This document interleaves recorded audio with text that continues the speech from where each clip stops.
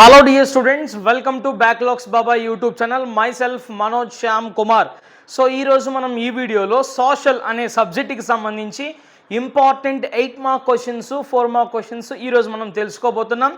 And 1 marks 2 మార్క్స్కి సంబంధించి మనం సెపరేట్గా లైవ్ సెషన్లో అన్నీ డిస్కస్ చేద్దాం.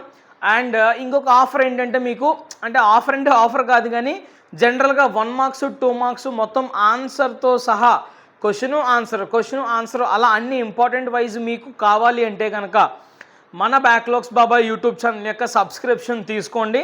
అండ్ సబ్స్క్రిప్షన్ తీసుకున్న వాళ్ళకి అంటే వాళ్ళు తీసుకున్నారు కాబట్టి వాళ్ళకి ఎక్సెస్గా ఏదో ఒకటి ఇవ్వాలి కాబట్టి ఖచ్చితంగా నేను 1లో 2లో మీకు పీడిఎఫ్ ప్రొవైడ్ చేసే ప్రయత్నం చేస్తాను. అండ్ ఎక్స్ప్లెనేషన్ అనేది అందరికీ కామన్గా యూట్యూబ్లో వస్తుంది, ఓకేనా. అండ్ ఎవరైతే ఈ సబ్స్క్రిప్షన్ తీసుకున్నారో వాళ్ళకి ఎక్స్ట్రా కాంటెంట్ అంటే వాళ్ళకి ఏదైనా ఒక యాక్సెస్ కాంటెంట్ చేయమని చెప్పేసి నాకు యూట్యూబ్ గైడ్లైన్స్ నుంచి ఒక నోటీస్ రావడం జరిగింది. సో అందువల్ల నేను చేయాల్సి వస్తుంది, అంతే, అంతకుమించి ఏం కాదు, ఓకేనా. దయచేసి అర్థం చేసుకోండి. ఒకవేళ మీరు మన ఛానల్కి ఏమైనా సపోర్ట్ చేద్దాము అని అనుకుంటే కనుక మన ఛానల్ బ్యాక్లాగ్స్ బాబాయ్ పేరు పక్కనే జాయిన్ అని ఉంటుంది. ఆ జాయిన్ దగ్గర క్లిక్ చేసి మీరు 59 రూపీస్ ప్లాన్ ఉంటుంది మంత్లీ. సో ఆ 59 రూపీస్ మీరు క్లిక్ చేయండి, ఓకేనా. అవసరం లేనప్పుడు మీరు ఆపేసుకుందరు, ఓకేనా. Thank you very much. So social important questions FA1 2026-2027, ఓకేనా. ఈ ఎగ్జామినేషన్ అంటే FA1 పేపర్ ప్యాటర్న్ ఎలా ఉంటుంది? 1 మార్క్ క్వశ్చన్లు 7 వస్తాయి, 7 1 జర్ 7 క్లియర్. 2 మార్క్ క్వశ్చన్లు 4 వస్తాయి, 4 2 జర్ 8. 4 మార్క్ క్వశ్చన్లు 3 వస్తాయి, 3 4 జర్ 12. 8 మార్క్ క్వశ్చన్ 1 వస్తాయి, 1 8 జర్ 8. PS NS and social same pattern, ఓకేనా. అండ్ సిలబస్ ఏముంది సార్ మనకి FA1కి అంటే జాగ్రఫీ 1-2 లెసన్స్ ఉన్నాయి, resource and development, forest and wild life. History 2 లెసన్లు ఉన్నాయి, the nationalism in Europe the rise of nationalism in Europe and nationalism in India 2. పాలిటీలో 2 ఉన్నాయి, పవర్ షేరింగ్ 1, ఫెడరలిజం 1. ఎకనామిక్స్ నుంచి 1 ఉంది, డెవలప్మెంట్. సో ఇలా మొత్తం మనకి 7 లెసన్లు ఈ FA1కి ఉన్నాయన్నమాట. సో 7 లెసన్లకు సంబంధించి మీరు జాగ్రత్తగా ప్రిపేర్ అయినట్లయితే సుమారుగా దగ్గరగా నా గెస్సింగ్ ప్రకారంగా ఒక 40 మార్క్స్ దగ్గరికి వచ్చేస్తాయి పబ్లిక్లో. సో అంత ఇంపార్టెంట్ అనమాట ఈ చాప్టర్స్ అన్నీ కూడా. కాబట్టి జాగ్రత్తగా చూసుకోండి. నేను ఫస్ట్ 8 మార్క్ క్వశ్చన్లు ఒకటి రాయాలి కదా మనం, 2 ఇస్తాడు. ఒకటి పవర్ షేరింగ్ నుంచి ఇస్తాడు, ఇంకొకటి నేషనలిజం ఇన్ ఇండియా నుంచి ఇస్తాడు. పబ్లిక్లో కూడా వెయిటేజ్ ఉన్నాయి వీటికి. ఈ 2 నుంచి ఇస్తాడు, మనం ఒకటే రాయాలి. సో ఫస్ట్ పవర్ షేరింగ్ నుంచి చూసుకుంటే 4 ఫార్మ్స్ ఆఫ్ పవర్ షేరింగ్ అని ఉంది మనకి. Vertical division, horizontal division, power sharing among political parties, community government, అదే పవర్ షేరింగ్ అమాంగ్ కమ్యూనిటీస్, ఓకేనా. సోషల్ గ్రూప్స్ అని కూడా అనొచ్చు దాన్ని. సో ఈ 4 టైప్స్ కూడా మేము ఆల్రెడీ ఎక్స్ప్లెయిన్ చేస్తున్నాను, అది చాలా important. Next Prudential reason, moral reason, ఇది కూడా చాలా important. Next Belgium, Sri Lanka power sharing ఎలా ఉందో కంపారిజన్ చేయాలి. ఆ కంపారిజన్ డిఫరెన్స్ కోసం చాలా important. Evaluate the power sharing system in India. So ఈ 4 ఫార్మ్స్ చదువుతాం కదా, అందులో 2 ఫార్మ్స్ ఇండియాలో ఉంటాయి కాబట్టి అవి కూడా ఇంక్లూడ్ చేయొచ్చు ఇందులో. సేమ్ ఆ క్వశ్చన్ ఈ క్వశ్చన్ ఒకేలా ఉంటుంది, okay. Evaluate the power sharing system ఇండియాలో పవర్ షేరింగ్ సిస్టమ్ ఎలా ఉంది? ఫెడరలిజం కంట్రీ కదా మనది, state government, central government, state government and local గవర్నమెంట్గా డివిజన్ అయి ఉంటుంది. అవన్నీ రాస్తాం ఇందులో. Next power sharing accommodation in Belgium, okay. ఈ ఫస్ట్ 5 క్వశ్చన్స్ కూడా చాలా ఇంపార్టెంట్. అండ్ ఒకసారి advantages of power sharing in modern democracies అనే క్వశ్చన్ కూడా చూసుకోండి, ఓకేనా. సో ఫస్ట్ 5 3 స్టార్ ఇంక చూసుకోక్కర్లేదు. 5కి 5 ఖచ్చితంగా అందరికీ రావాల్సిందే. ఒకటి పక్కాగా రాస్తారు, పబ్లిక్లో కూడా రాస్తారు. అండ్ కొంచెం హై అచీవర్స్ లాంటి వాళ్ళు ఈ క్వశ్చన్ కూడా ఒకసారి చూసుకోండి, సైడ్ హెడ్డింగ్స్ ఉంటాయి, ఓకేనా. నెక్స్ట్ నేషనలిజం ఇండియాలో చూసుకుంటే ఇక్కడ కూడా 8 వస్తుంది. ద సాల్ట్ మార్చ్, సోషల్ గురించి ఒకటి చెప్తా, జాగ్రత్తగా వినండి. సోషల్ అనే కాదు, ఏ సబ్జెక్ట్ అయినా కూడా సోషల్ ముఖ్యంగా మనం 360 డిగ్రీస్లో మనం ఆలోచించగలగాలి. కాన్సెప్ట్ ఒకటే కానీ రకరకాలుగా అడుగుతాడు. ఫర్ ఎగ్జాంపుల్ జర్మనీ యూనిఫికేషన్ ఉంది, లేదా ఇటలీ యూనిఫికేషన్ ఉంది. ఇటలీ యూనిఫికేషన్లో పర్టికులర్గా గుసిప్పి గరిబాల్డీ గురించి అడగొచ్చు, లేదా ఫాదర్ ఆఫ్ ఇటాలియన్ యూనిఫికేషన్ గురించి రాయండి అని ఇండైరెక్ట్గా అడగొచ్చు. ఎవరతను? గుసిప్పి మజిని, ఓకేనా. లేదంటే ఇటాలియన్ యూనిఫికేషన్ గురించి మామూలుగా ఎక్స్ప్లెయిన్ చేయండి అని అడగొచ్చు డైరెక్ట్గా. లేదంటే డైరీ ఎంట్రీ అడగొచ్చు, లేదా ఇటాలియన్ యూనిఫికేషన్, నువ్వు ఒక ఇటాలియన్ సిటిజన్ అయి ఉంటే ఇటాలియన్ యూనిఫికేషన్ ఎలా జరిగిందో మీ ఫ్రెండ్కి ఒక లెటర్ రాయండి అని అడగొచ్చు, లేదా జర్నలిజం ఒక రిపోర్ట్ రాయమనొచ్చు. ఇంకా చూసుకోవాలంటే కనుక నువ్వే ఇటాలియన్ సిటిజన్ అయి ఉంటే కనుక గుసిప్పి మజినీ ప్లేస్లో నువ్వు ఉంటే నువ్వేం చేసేవాడివి, ఇలా రకరకాలుగా తిప్పడుగుతాడు. కానీ కాన్సెప్ట్ ఏంటి, ఇటాలియన్ యూనిఫికేషనే. కానీ క్వశ్చన్ అడిగే తీరు మాత్రం డిఫరెంట్గా ఉంది. కాబట్టి మీరు కూడా కాన్సెప్ట్ నేర్చుకోండి. వాడు ఎలా తిప్పడిగినా కూడా మనం ఖచ్చితంగా ఎలిజిబుల్ అవుతాం రాయడానికి. ఎందుకంటే కెపాసిటీ పెరుగుద్ది మనలో, కాన్సెప్ట్ని బాగా అర్థం చేసుకుంటే కనుక. లేదు ఊరికనే బట్టి పడేస్తాను సార్ అంటే మీరు బట్టి పట్టిన క్వశ్చన్ వస్తేనే మీరు రాయగలుగుతారు. దాన్ని తిప్పడిగితే మళ్ళీ రాయలేరు. కాబట్టి అది ప్రమాదం ఉంది. కాబట్టి చాలా ఇబ్బంది పడిపోతారు. కాన్సెప్ట్లు నేర్చుకోండి. సో ఇక్కడ first question, the salt march was an effective symbol of resistance against colonialism. ఓకేనా? So the salt march was an effective symbol of resistance against colonialism. ఓకేనా? జస్టిఫై, ఇది important. Next, imagine you are a women participating in civil disobedience movement. So అప్పట్లో civil disobedience movement Gandhi గారు చేశారు కదా, అందులో నువ్వు ఒక విమెన్ అనుకో. Explain how your participation change your life and women's role.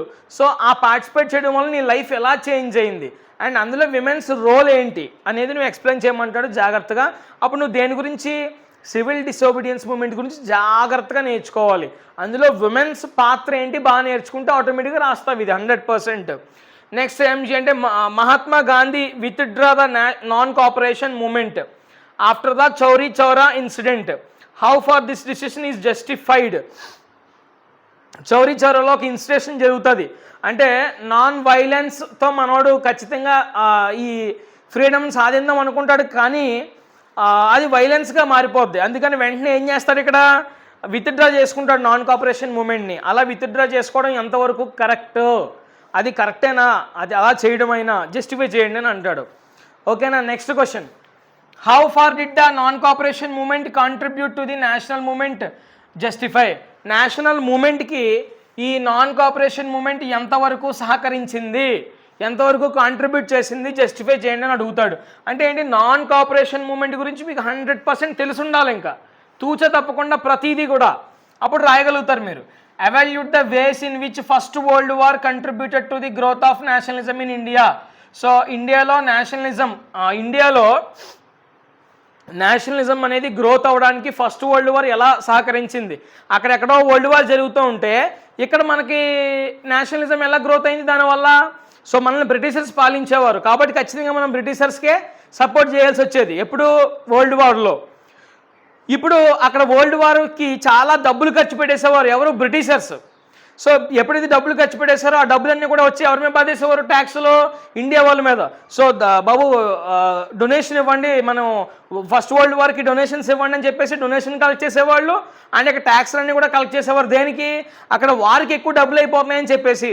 ఆ రకంగా ఇండియా వాళ్ళు తిరగబడి నేషనలిజం అందరిలో గ్రోత్ అయింది. దాని గురించి ఎక్స్ప్లెయిన్ చేస్తారు మీరు అక్కడ. Design A poster encouraging any 3 social groups to join non cooperation moment. So peasants, farmers, workers, students గురించి రాయాలి ఇందులో మీరు. నెక్స్ట్, సాల్ట్ మార్చ్ గురించి ఖచ్చితంగా ప్రిపేర్ అవ్వండి. క్విట్ ఇండియా మూమెంట్ అంటే ఏంటో మీరు ఖచ్చితంగా తెలియాలి. 1942లో జరిగింది. అండ్ జలియన్ వాలాబాగ్ మసాకిర్ 1919లో జరిగింది. ఇది కూడా బాగా నేర్చుకోండి ఆ కాన్సెప్ట్ ఏంటి అనేది. సైమన్ కమిషన్ అంటే ఏంటి, రౌలట్ యాక్ట్ అంటే ఏంటి, సత్యాగ్రహ అంటే ఏంటి, సత్యాగ్రహాలో పాల్గొన్న వాళ్ళని ఏమంటారు, సత్యాగ్రహి అని పిలుస్తారు. సో ఇలా వీటి గురించి పూర్తి సమాచారం తెలుసుకోండి. ఎలాగిచ్చినా కూడా మీరు రాయగలుగుతారు. ఇప్పుడు ఇవి మీరు ప్రిపేర్ అవ్వగలిగితే ఇందులోంచి ఒక 8 వస్తుంది, ఇందులోంచి ఒక 8 వస్తుంది. టోటల్ 16 మార్క్స్ మీకు కవర్ అయిపోతాయి ఎక్కడా, పబ్లిక్లో. ఇప్పుడైతే ఏదో ఒకటే రాస్తారు మీరు, 8 వస్తుంది. ఫారెస్ట్ అండ్ వైల్డ్ లైఫ్ నుంచి మనకు 4 మార్క్స్ వెయిటేజ్ ఉంది. ఇందులోంచి what is biodiversity, how biodiversity is important for human lives అని అడుగుతాడు. ఇది చాలా important. Human activities affected the depletion of flora and fauna, ఇది important. Reserved forest, protected forest difference ఖచ్చితంగా చదువుకోవాలి. Next, national parks, wild life sanctuaries difference చాలా important అండి, చాలా ఇంపార్టెంట్, బాగా చదవండి. Write a short note on good practice towards conservation forest and wild life, ఇది important. Tiger project గురించి కూడా మీరు చదవాలి. ఇది చదివితే ఖచ్చితంగా ఫారెస్ట్ అండ్ వైల్డ్ లైఫ్లో నుంచి ఒక 4 మార్క్ షురు. ఎక్కడ, FA1లోని పబ్లిక్లో కూడా. Next the rise of nationalism in Europe చూసుకుంటే కనుక write a diary entry on Giuseppe Garibaldi. నువ్వే ఒక ఇటాలియన్ సిటిజన్ అయితే కనుక సో గుసిప్పి గరిబాల్డి ఎలా పోరాడాడు ఇటాలియన్ యూనిఫికేషన్ కోసం, డైరీ ఎంట్రీ రాయండి అతని మీద అని అడుగుతాడు. డైరీ అని చెప్పేసి గుసిప్పి గరిబాల్డి గురించి ఖచ్చితంగా మనం రాస్తాము, రెడ్ షర్ట్స్ గురించి గట. ఓకేనా. Next imagine you are a French revolutionary, what different strategies would you use to create sense of collective identity among French. ఈ క్వశ్చన్ చదివారా? ఇక్కడ ఇంకో క్వశ్చన్ చూడండి, ఎక్కడ ఉంది, ఇదిగో ఈ question. Analyse the French revolutionaries created a sense of collective identity among French people. ఇది ఒకటే, ఇది డైరెక్ట్గా ఫ్రెంచ్ రెవల్యూషనరీస్ ఎలాంటి చేంజెస్ తీసుకొచ్చారు. లా ప్యాట్రీ అని, లీ సైటోయన్ అని చెప్పేసి న్యూ ఫ్లాగ్ ఒకటి, ట్రైకలర్ ఫ్లాగ్ ఒకటి తీసుకొచ్చారు, అండ్ నేషనల్ అసెంబ్లీ తీసుకొచ్చారు, జనరల్ ఎస్టేట్స్ పక్కన పెట్టేసి, అండ్ కొత్త నేషనల్ సాంగ్స్, మ్యాట్రియర్స్ ఇవన్నీ చేశారు కదా. ఇది డైరెక్ట్గా రాస్తారు. ఒకవేళ నువ్వే ఒక రెవల్యూషనరీ అయితే కనుక అక్కడ ఎలాంటి చేంజెస్ తీసుకొస్తావు, అక్కడ రెవల్యూషనరీస్ ఏం చేశారో మనం కూడా అయ్యని బిట్టి రాసేయడమే. ఓకేనా, అది ఈ క్వశ్చన్. Next diary entry on Giuseppe Mazzini అనేవాడిని మనము ఆర్కిటెక్ట్ ఆఫ్ ఇటాలియన్ యూనిఫికేషన్ అని పిలుస్తాం. సో ఇతను ఫాదర్ ఆఫ్ ఇటాలియన్ యూనిఫికేషన్ అనమాట, గుర్తుపెట్టుకోండి. ఎవరు? Giuseppe Mazzini. యంగ్ ఇటలీ స్థాపిస్తాడు, యంగ్ యూరోప్ స్థాపిస్తాడు. సో దాని గురించి రాయాలి అందులో. Next unification of Germany, the architect of unification of Germany అని ఎవరిని పిలుస్తాము? ఒటో వాన్ బిస్మార్క్ని పిలుస్తాం మనం. సో బిస్మార్క్ గురించి రాయాలి మనం ఇక్కడ ఖచ్చితంగా. ఓకేనా. Next report role of women in nationalist struggles. Imagine you are a women in 19th century. So నువ్వే ఒక విమెన్ అయితే అప్పుడు ఎలాగా విమెన్స్ స్ట్రగుల్ అయ్యారు ఆ నేషనలిజం మూమెంట్ టైంలో యూరప్లో, దాని గురించి రాయగలగాలి. డైరీ ఎంట్రీ అంటే దేని గురించి? Contribution of culture to the growth of nationalism in యూరప్లో నేషనలిజం అనేది గ్రోత్ చేయడానికి కల్చర్ అనేది ఎలా కాంట్రిబ్యూట్ చేసింది. So folk songs, folk dance, folk poetry, stories ఇలా అన్నీ ఉన్నాయి కదా. ఇవన్నీ కూడా చేయడంతో కెరోల్ కుర్పిన్స్కీ అనేవాడు అప్పుడు నేషనల్ స్ట్రగుల్ సింబలైజ్ చేస్తూ వాడు సాంగ్స్ విన్నాడనమాట. సాంగ్స్ వింటూ దానిలో నిరసన తెలిపాడు. అలా అవన్నీ కూడా ఇందులో మీరు డిస్కస్ చేయాలి. సో ఇది ఆల్రెడీ రిపీటెడ్ క్వశ్చను, అంటే ఇలా కూడా అడిగే అవకాశాలు ఉన్నాయి. చెప్పాను కదా 360 degrees ఎలాగైనా అడగొచ్చు. ఇక లాస్ట్ ఎకానమిక్స్ నుంచి డెవలప్మెంట్, ఇందులోంచి 4 మార్క్స్ ఉంది మనకి, 2 వస్తాయి 4లు పబ్లిక్లో. నేషనలిజంలో నుంచి కూడా 2 వస్తాయి 4లు, గుర్తుపెట్టుకోండి. Write a paragraph on your notion of what India should become a developed country. రెండవది design a development model for poor nation in the context of economic development. మూడోది చూడండి, డిఫరెంట్గా ఉన్నాయి questions. As a future leader, నువ్వు ఒక future లీడర్గా create a plan for development while protecting natural resources for future generations. Future generation వాళ్ళ కోసం natural resources కాపాడడం కోసం నువ్వు ఒక ఫ్యూచర్ లీడర్గా ఏం చేస్తావు, ఎలాంటి ప్లాన్స్ ఎగ్జిబిట్ చేస్తావు, ఓన్గా రాయగలగాలి. Next if you are a CM of Andhra Pradesh, నువ్వే ఒకవేళ ఆంధ్రప్రదేశ్ సీఎం అయితే what would you do to increase literacy. Literacy అంటే ఏంటి? చదువుకునే వాళ్ళ సంఖ్య పెంచడం కోసం నువ్వు ఏం చేస్తావు ఆంధ్రప్రదేశ్ సీఎం అయితే అంటే కాసేపు నువ్వే ఒక చంద్రబాబు నాయుడు గారు అనుకో. సో ఏం చేస్తావు ఆయన స్థానంలో నువ్వుంటే ఖచ్చితంగా చదవాలి అది. What is the issue of sustainable development important for development. So sustainable development అనేది డెవలప్మెంట్కి ఎందుకు important. Explain any 4 characteristics of development. డెవలప్మెంట్కి 4 క్యారెక్టరిస్టిక్స్ ఉంటాయి, ఆ 4 క్యారెక్టరిస్టిక్స్ మనం చదవగలగాలి. ఇది అండి మొత్తం ఇంపార్టెంట్ క్వశ్చన్స్ అన్నీ కూడా. ఐ హోప్ మీకు అర్థమైందని అనుకుంటున్నాను. నేను మొత్తం 360 degreesలో చదువుకోవాలి సోషల్ని. కాన్సెప్ట్ పట్టుకోండి. ఇంచుమించుగా నేను జర్మన్ యూనిఫికేషన్ చేశాను, ఇటలీ యూనిఫికేషన్ చేశాను, మిగతా కూడా చేస్తాను, మిగతా కూడా 100% చేస్తాను. సో నాకు కొంచెం టైం ఇవ్వండి. అన్నీ ఒకేసారి చేయడానికి నాకు కూడా ఓపిక కావాలి కదా, టైం కావాలి ముఖ్యంగా. సో ఇవి చదువుకోండి, 100% మీకు మంచి మార్కులు రావడానికి అవకాశాలు ఉన్నాయి. రిసోర్స్ అండ్ డెవలప్మెంట్ నుంచి 2 1 మార్కులు వస్తాయి, 2 మార్క్ వస్తాయి. 2 మార్క్స్ కూడా నెక్స్ట్ ఇంకో వీడియో చేస్తాను మేబీ. ఇప్పుడు బోర్డు సరిపోక నేను చేయట్లేదు. రిసోర్స్ అండ్ డెవలప్మెంట్ ఒకటే కదా మనకు ఉంది 2 మార్క్స్ది, అండ్ ఫెడరలిజం కూడా 2 మార్క్స్ ఉంది. ఆ 2 లెసన్లో కలిపి ఒక వీడియో చేస్తాను. అండ్ డెవలప్మెంట్లోంచి మళ్ళీ 1 మార్క్స్ ఉన్నాయి, చదవాలి. ద రైజ్ ఆఫ్ నేషనలిజం యూరోప్లో నుంచి 1 మార్క్స్ ఉన్నాయి, చదవాలి. మేబీ లైవ్కి వస్తా, వచ్చినప్పుడు ఖచ్చితంగా మనం అవన్నీ కూడా డిస్కస్ చేద్దాం. ఓకేనా? Thank you very much.